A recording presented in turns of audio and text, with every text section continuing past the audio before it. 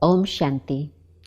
We've been taking up the context of the self and the divine, thinking about how we can meditate, but I'd like to take us through the full steps of how to come to that stage where my meditation is truly a connection with the divine, so that one can experience all the benefit of that connection. First step, let me find a quiet space where I can sit without disturbance. That's on the external physical level, but also on the inner level. Let me make sure that my physical body is comfortable so that I don't get distracted by even the physical body itself. And then, next step, let me go on that inner journey where I begin to focus on that being of light that I am. I'm pointing to the center of the forehead because this is the location of the soul, not externally on the skin, but deep inside, just in front of the brain, the pineal gland. So let's take a moment and experiment with that thought. Going deeper and deeper within, I come to the awareness of the life force, the energy that I am. I am this inner being, the soul. And I, the soul, am separate from this physical body. The body is perishable, the soul imperishable. The body is made up of matter. The soul is a being of light, beyond physical matter. The body has its own limitations. The soul, with its form of light, can travel beyond all boundaries, beyond all limits. I, the soul, am a being of peace. I'm a being of light. And in this awareness, I shine in the center of the forehead.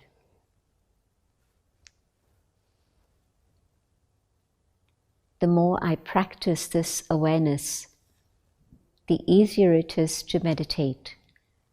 And when I say the more I practice, I don't mean sitting for hours on end in one place just having this thought.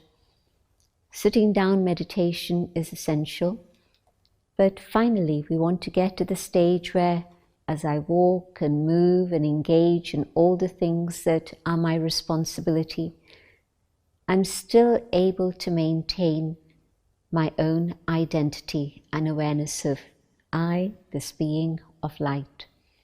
When I look at you, to see you also as that being of light. So through the day, the more I practice this awareness, and it sounds very simple, and it is very simple, but somehow it slips away very, very quickly.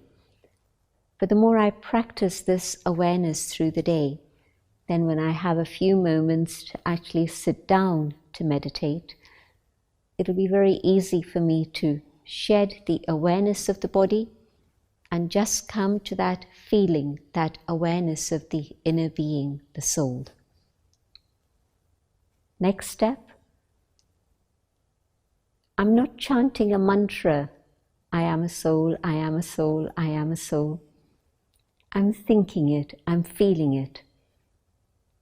The next step is that I again start to use my mind quite actively, not fast, but active and alert. And now I'm beginning to think about my own original qualities: peace, love, truth, purity, and happiness. And the combination of all these are spiritual power. spiritual power doesn't exist separately, but in fact, each one of these aspects combined together creates spiritual power within the soul itself. And so I spend a little bit of time reflecting on peace, becoming peaceful, sharing peace with the world, love. What is that pure feeling I have when I'm absolutely the embodiment of love? How inclusive is that? How far does it reach out to each and every one of the human family, and even other forms of life and nature? Am I able to be the embodiment of love, of truth, of purity, of happiness? So let me experiment in meditation with each and every one of these different attributes. And I'll begin to see how connecting with the treasures that I carry within myself, I'm actually beginning to go through a process of transformation. People sometimes think that meditation is for relaxation. Yes, it helps you relax. People say that meditation is maybe to learn concentration. Yes, it does that for you also. But most of all, Rajayoga meditation is for transforming the self, so that whatever are the negative tendencies that I've had in the recent past, I can finish those and connect with my own original treasures and emerge those and use those in my life. It's not even enough just to experience them in meditation, because in meditation I'm above all the day-to-day things that are happening around me. But in that experience of emerging these qualities, feeling the power within these qualities, what I can then do is to, as I interact with others, as I engage in life and do the things that are my responsibility, now the way in which I do all of these things is different. I'm now doing them peacefully, with love, with truth, with joy, with purity. So Rajayoga meditation then becomes karma yoga. Through my karma, I'm expressing the experiences I've had in yoga, and in yoga, I'm reflecting through the things that I've done. Whatever is going on in my mind is going to come up, and so yoga with one, with the Supreme, but also karma, engaging with many, and I'm reflecting back the qualities I've experienced in yoga. The next step, I focus my thoughts on the Supreme, the Divine, the being of light, a point of light, but within that point the ocean of all positive attributes. And when I do this, then of course I begin to experience all of these coming to me, and that enhances whatever has been my journey in terms of going within and experiencing those treasures. Maybe I've been able to catch a little glimpse of love and truth. But now, connecting with the Divine, I'm able to have access to an unlimited source, and all of this reaches me. The longer I stay in contact, the more these treasures are filled within the soul. And not only just for me, but in fact, connecting with the source means that these radiate out into the world. So the peace, the love, the truth is actually supporting others who are in contact with me now, but also not only do they reach into the atmosphere of this room, but they go beyond the walls. Vibrations can transcend limits of time and space. And so these vibrations of peace and truth reach out into the world, And we are building up the momentum of these vibrations so that once we reach critical mass, not only is it that individually we've changed, but we're able actually to transform the world. So meditation is not a selfish exercise. It's not just for me and me alone.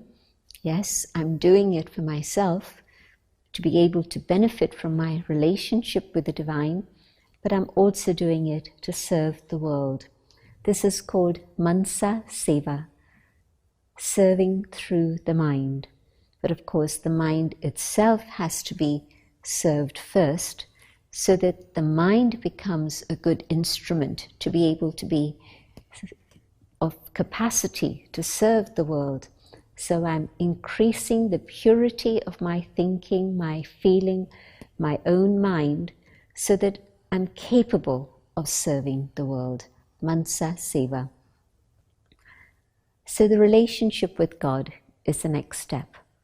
Feeling those qualities of God reach me, I now realize that my eternal relationship is with this one, the being who is the source of all attributes. The mother giving unconditional love, the father giving me an inheritance, a property of happiness, my teacher, the ocean of knowledge filling me with wisdom, my friend, available for me at all times, and then my guru, the one who's going to guide me and take me beyond and give me the experience of liberation and salvation, the one who's showing me how I have to move each step of the way to attain that destination of liberation and salvation. And so, firstly, focusing on the self, the inner being. Secondly, focusing on the qualities of the self. Thirdly, focusing on the divine and the qualities of the divine. Fourthly, thinking about my relationships with the divine. And fifthly, to think about this dimension of light beyond. Here is the physical dimension, then there's a subtle dimension also. But beyond that, there's another dimension, that of the Brahma Mahitattva, the element of light, the Brahma Tattva, the element of Brahma. And that is God's home and my home also, a place of infinite light with no walls, just infinity. God's home. So when I think of God, let me think of that space, God, the being of light beyond this physical dimension, even beyond the planets and the sun and the stars and everything within this physical domain. Beyond that, the realm of God, the world of light. And that is my home also. Sometimes when people don't always understand God or are ready to understand God, something within them is a memory of that world of infinite light. And maybe they've experienced that home. Maybe this has been your experience, that God became a mystery and you thought, okay, I won't think about it anymore. There are so many conflicting ideas we get exposed to about God. But am I able to go beyond? Am I able to go to that world of light? And so transcend all the things here, go to that domain, the world of light, and in that light you'll experience the connection with the divine. Because every picture has a background. Okay, I'm looking at this face, I'm looking at this image, and I'm thinking now in terms of the being of light. For the background, it's also of light. Let us have a short meditation to experience these different steps. Relaxing the body, I come to the awareness of the soul. I shine. I, the soul, eternal, immortal, free. But within I, this being of light, I can feel peace. And in this state of peace, another door opens and I begin to experience love. And as I feel the safety and warmth of the love within, I begin to understand what is truth. I have a glimpse of that. And now, in this awareness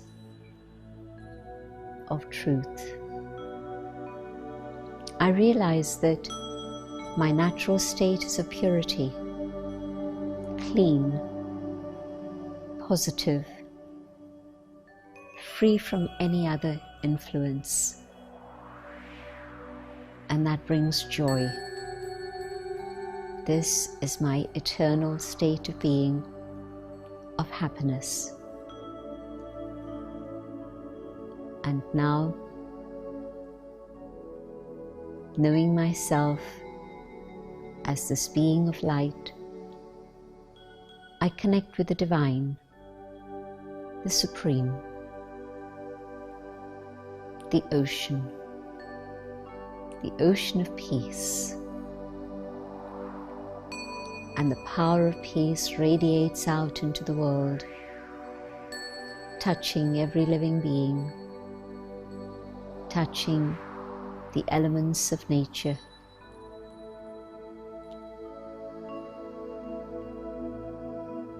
Love, truth, purity, joy, all radiate out. I realize this being is my Supreme Mother, my true Father, my highest teacher, my great friend, and the Satguru, the one who leads me to truth.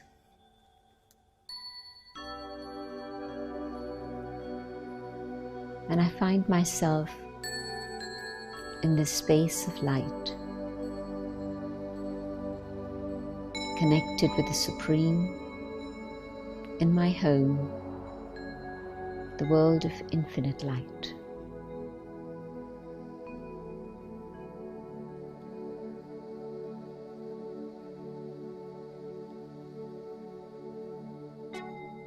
And from my home, I come back to the physical dimension.